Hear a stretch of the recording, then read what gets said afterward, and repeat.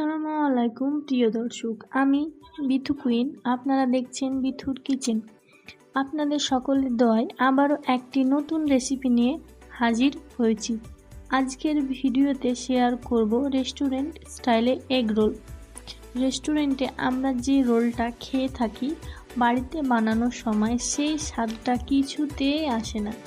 এই জন্য আমি আজকে আপনাদের দেখাবো কি পদ্ধতিতে করলে, কোন মশলা ব্যবহার করলে সেম টেস্ট আপনারা বাড়িতেই আনতে পারবেন। এছাড়াও রেসিপিটি সুন্দরভাবে করার জন্য থাকবে অনেক টিপস। অবশ্যই আমার দেওয়া টিপসগুলো ফলো করবেন। প্রথমে নিয়েছি স্বাদ আনার জন্য একটি ঘরোয়া মশলা। যে মশলাটা আমরা ইউজ করব সেটা তৈরি করে নিয়েছি। এই সিক্রেট মশলাটা তৈরি করতে আমি যে উপকরণগুলি নিয়েছি সেগুলি হলো দারুচিনি, লবঙ্গ, এলাচ, গোলমরিচ এবং মৌরি। এটাকে ভালোভাবে হালকা আঁচে ভেজে গুঁড়ো করে নিয়েছি। এই মশলাটা একবার এগ রোলে দিয়ে দেখবেন, এর টেস্টটা এবং গন্ধটা সেম রেস্টুরেন্টের মতো হয়ে যাবে। এবারে ময়দাটা মেখে নেব। তার জন্য লাগছে 200 গ্রাম ময়দা, সাথে লাগছে স্বাদ মতো নুন এবং ময়াম হিসাবে দিয়ে দেবেন সামান্য তেল। জল দেবার আগে সব কিছুকে ভালোভাবে মিশিয়ে নেব।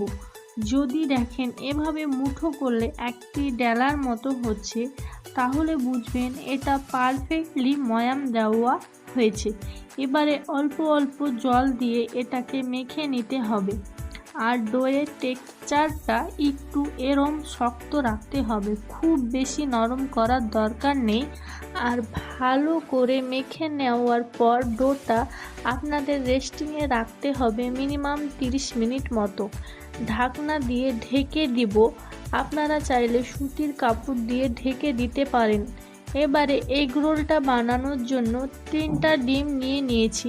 ডিমটাকে এবারে ফেটে গুলে নেব। তার জন্য সামান্য লবণ ও গোলমরিচ গুঁড়ো দিয়ে দিব। ভালোভাবে মিশিয়ে নেব।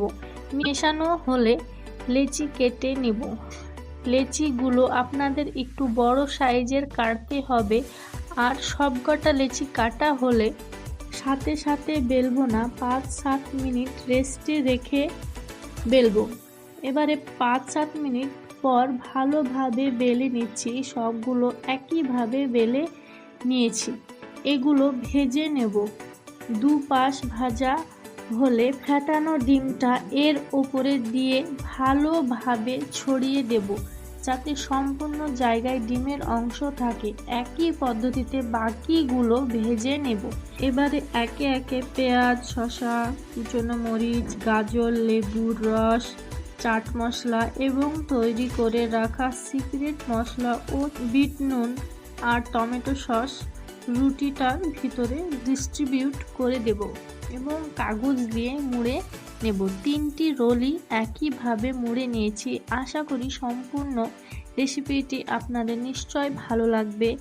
আর ভালো লাগলে অবশ্যই কমেন্টে জানাতে ভুলবেন না। দেখা হচ্ছে আবারও আপনাদের সঙ্গে নেক্সট ভিডিওতে। এরম নিত্য নতুন রেসিপি দেখার জন্য অবশ্যই চ্যানেলটিকে লাইক, কমেন্ট, সাবস্ক্রাইব করতে ভুলবেন না। ধন্যবাদ সবাইকে ভিডিওটি শেষ পর্যন্ত দেখার জন্য। সুস্থ থাকবেন, ভালো থাকবেন, সাবধানে থাকবেন।